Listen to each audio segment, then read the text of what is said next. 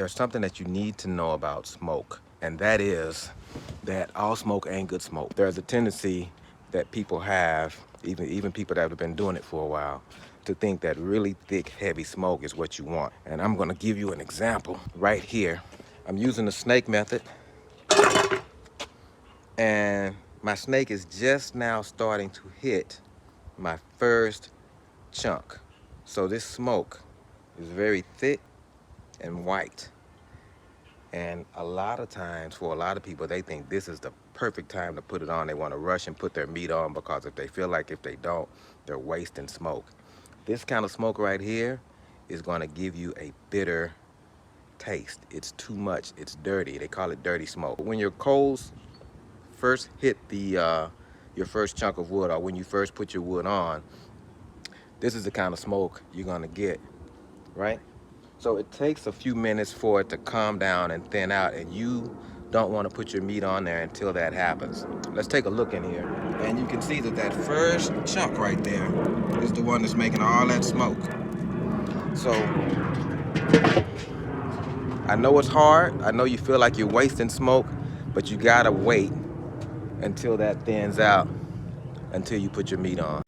So here's an example of what I'm talking about. You can see the difference in this smoke right now and the smoke I was showing you a few minutes ago. This is a lot thinner. It's not nearly as thick. It's not as white, but you can see it's kind of a grayish blue right now. And that is what thin blue smoke looks like. This is the cleanest, best tasting smoke you can run, unless you're running the almost invisible smoke. This is where I like mine to be. This takes some time, y'all. This can take 45 minutes to an hour.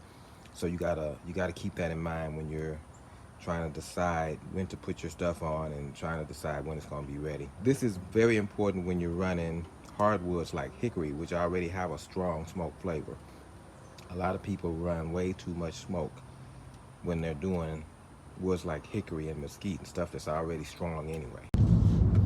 Just realized I'm almost out of charcoal, man, so I'm headed to Lowe's for a charcoal run. But you know, I just thought of something. You may be wondering, well, hey, Ron, I get everything you're saying about that first chunk of wood. I get that when it first starts up, you get dirty smoke and everything. But my thing is, even if I wait that 30, 45 minutes for that first chunk of wood to start burning clean, won't I just get dirty smoke when my charcoals get to the next chunk of wood? Like what happens when that one starts to burn? Do I have to take my food off or what?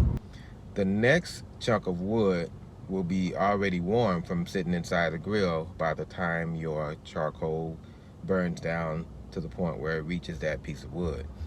Warm wood is going to ignite a whole lot faster and burn a lot cleaner than a cold piece of wood. If you ever watch videos from the guys with the offset smokers, man, where they have the firebox, they use only wood, the pros will tell you after you get your fire started to put a couple of sticks inside that firebox but up against the wall so that it's warming up, and then the next time you put another piece of that wood on your fire, it burns clean. That's exactly what's going to happen inside of your charcoal grill.